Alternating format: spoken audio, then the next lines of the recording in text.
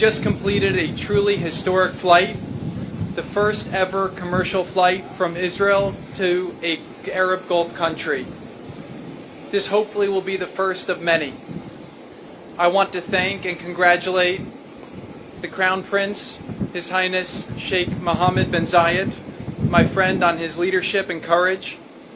Last year he celebrated the Year of Tolerance and welcomed Pope Francis to the Gulf, and this year he welcomes Israel. Mohammed bin Zayed is truly leading the new Middle East.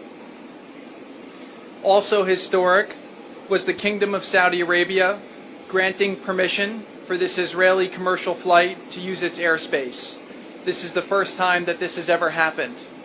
I would like to thank the Kingdom of Saudi Arabia for making that possible. On the plane, we asked the pilots to fly faster because there is great urgency between the people of both countries to break down old barriers, to get to know each other, to form new and hopefully very deep friendships. While this peace was forged by its leaders, it is overwhelmingly desired by the people. The very few who have been critical of this peace agreement are the ones with a long track record of failure and trapping their own people in misery and poverty. They exploit division to maintain power, but their rhetoric has grown tired and the region is breaking free from their grip. The Middle East is filled with brilliant, industrious, tolerant, and innovative people, and the future belongs to them. I ask everyone today to join us in celebrating this peace and to help us expand it throughout the region and the entire world. Thank you very much.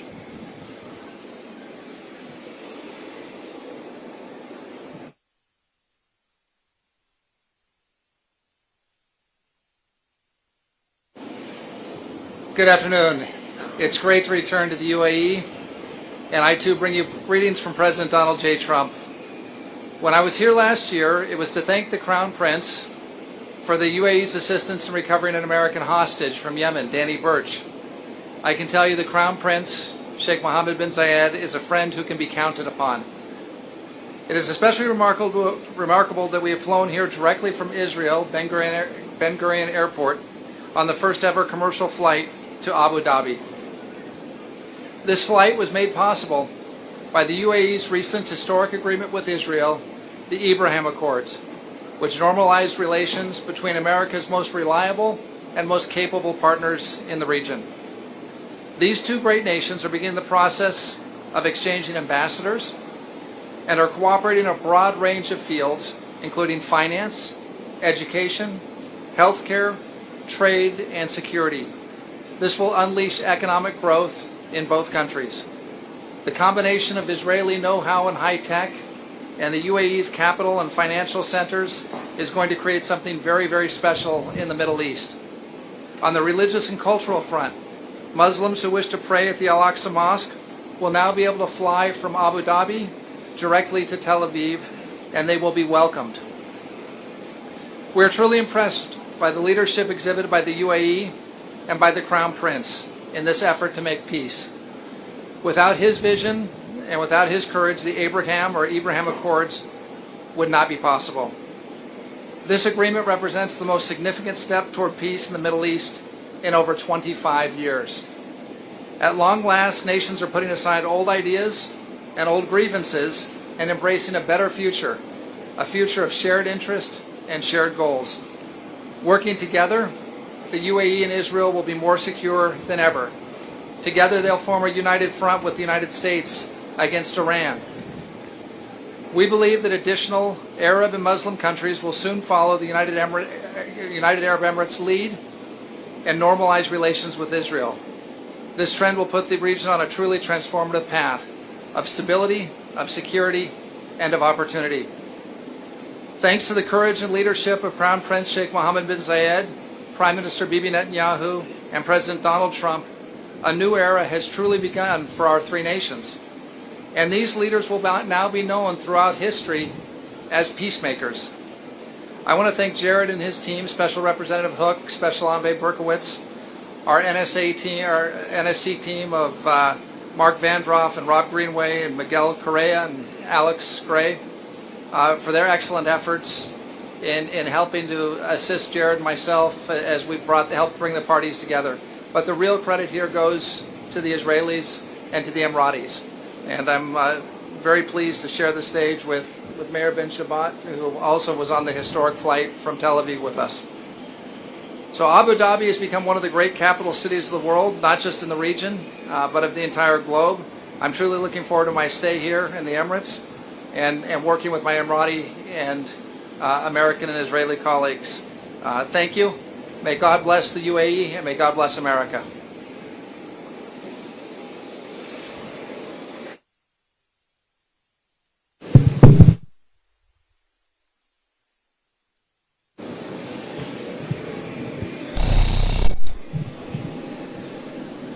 السلام عليكم ورحمة الله وبركاته.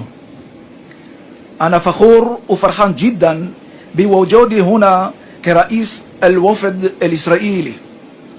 وصلنا هنا من شأن تحويل الرؤية إلى واقع. لا حدود للتعاون الذي ممكن نطوره بمجالات العلم، الابتكار، الصحة، الطيران، الزراعة، الطاقة ومجالات كثيرة أخرى. ندعو دول أخرى للمشاركة معنا بعملية صانع السلام من أجل كافة شعوب المنطقة. شكرا لمضيفينا الإماراتيين ولشركائنا الأمريكيين على قيادتهم وعلى زعامتهم. אני נרגש לעמוד בראש המשלחת הישראלית הרשמית לאיחוד האמירויות הערביות. הגענו לכאן נציגים בכירים של ממשלת ישראל ואנוכי הדל בטיסה מסחרית ישירה היסטורית. הגענו לאור יום ולעיני כל במטוס הנושא דגל ישראל ביחד עם ידידינו האמריקאים אשר להם תפקיד מפתח בכינון השלום. בשם ראש ממשלת ישראל בנימין נתניהו אני מבקש להודות לנשיא ארצות הברית דונלד טראמפ ולשליחו ג'ארד קושנר וצוותו, כמו גם לעמיתי היקר רוברט אובריין, היועץ לביטחון לאומי של נשיא ארצות הברית, על החזון, על התבונה ועל המאמצים שהשקיעו כדי שנגיע לרגע הזה. רבע מאה חלפה מאז נחתם הסכם השלום האחרון בין מדינה ערבית לישראל. השנים הרבות שחלפו לא ריפו ידיים ולא החלישו את הכמיהה לכך. ברצוני להביע בפני מארחיי ובראשם הוד מעלתו שייח מוחמד בן זייד, נסיך הכתר של איחוד האמירויות, את הערכתנו על צעדו האמיץ. לישראל ולאיחוד האמירויות הרבה מן המשותף. אזורנו רווי אתגרים ואיומים, אבל יש בנו את העוז ואת היכולת לעמוד בפניהם. זאת, הודות לרוח האדם המפעמת בנו, לראייה החזונית, לדמיון לחשוב בגדול, ליכולת לחדש, לרצון להצליח, לנכונות להשתנות ולאמונה שבכוחנו לשנות את המציאות. אנו נושאים עינינו לאופק חדש באזור, אופק של שיתוף פעולה בין חברות מתקדמות, אופק של טכנולוגיה, של חדשנות, של שגשוג, של צמיחה ושל תקווה. לא בכדי אנו קוראים להסכם הזה ולנוספים שיבואו בעקבותיו הסכמי אברהם. אברהם, אבינו הראשון, נשא חזון חדשני. הוא יצא נגד המסמרות והאמונות שרווחו בימיו ולפניו. ייסד את האמונה באל אחד, האל שהבטיח לו להיות מקור הברכה לכולנו, ונברכו בך כל משפחות האדמה. בבואנו לכונן את היחסים בין ישראל לאמירויות, אנו שואבים השראה מאבינו המשותף ופורצים לדרך חדשה, דרך אמיצה, דרך של תקווה, של שותפות, של אחווה, של שגשוג ושל שלום.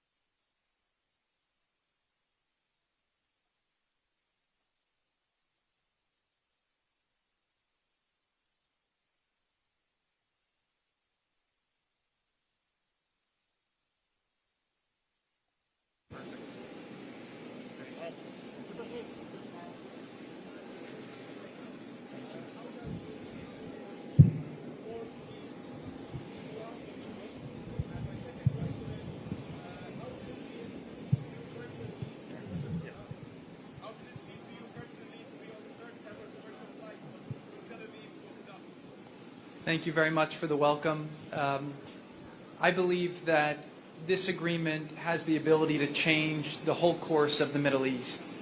For the last 3.5 years that I've been working on different issues in the Middle East, there's been a lot of sense of hopelessness. The last decades we've had conflict and war and division, and what happened here was three great leaders came together and they started writing the script for a new Middle East. President Trump worked very closely with Prime Minister Netanyahu and the Crown Prince Mohammed bin Zayed, and they said we don't have to, the future doesn't have to be predetermined by the past. And so they showed a lot of courage, they worked together, and we realized that most people want the same thing. They want the ability to live a better life, they want to have a better job, they want to live in peace, and we're all sons of the same God. So for me to fly over here today was a tremendous honor. My grandparents survived the Holocaust. They were persecuted because of their faith in Nazi Germany in the 1940s. And they came to America and they were able to experience freedom, and that enabled them to live the American dream and have a great life. And I'm very fortunate today to work for a great president of the United States, and to be a part of this delegation that took this historic flight shows that barriers that exist can be broken if we only have the courage and the optimism and the vision to see them through. So thank you.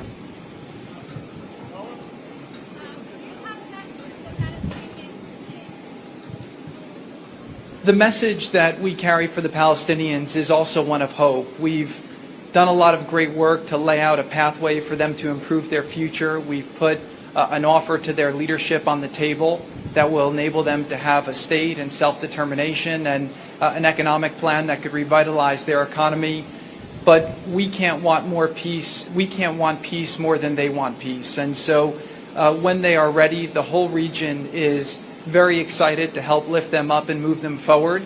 But they can't be stuck in the past. They have to come to the table. They have to figure out, how do we do something that benefits everybody and allow everyone to move forward. So again, peace will be ready for them, and opportunity will be ready for them as soon as they're ready to embrace it.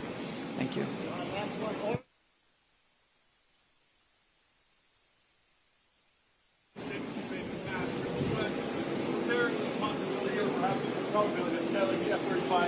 Arab Emirates. Wouldn't that give two countries a QME in the Middle East, and would that defeat the purpose of the QME? And would you consider selling the F-35 to other countries in the region if the circumstances were right? United Arab Emirates has a very special defense relationship with America that goes back 30 years. They have tremendous capability. America and the United Arab Emirates work on tremendous missions together. They've accomplished incredible things. Right now, the biggest threat in the region that we see is Iran. You know, when President Trump came into office, ISIS had a caliphate the size of Ohio. There was a lot of funding that was going to terrorism, and there were a lot of people who were using the internet to radicalize youth. President Trump has worked very closely with the leaders of the UAE and the other Gulf states and other Arab leaders to try and bring the region closer together. The caliphate of ISIS, the physical caliphate, has been taken back, and now we're focused on the future and what advancements we can make. So the military relationship that America has with the United Arab Emirates is very special, just as the relationship that America has with Israel is incredibly special. And so the QME is something that can be respected while also advancing our military relationship with the United Arab Emirates. And we'll be talking more about that over the coming weeks and months. But you know, today is about celebrating this historic breakthrough, which enables opportunities for the people to come closer together, for people from the technology sector, from the economy, from the agricultural sector, and even for the security sector to start working together. So the thing that brought everyone together is that there are a tremendous amount of common opportunities between the countries, and it's within the interests of both countries to move forward. And that's why both leaders showed the courage to make the historic step that we are taking today. Thank you.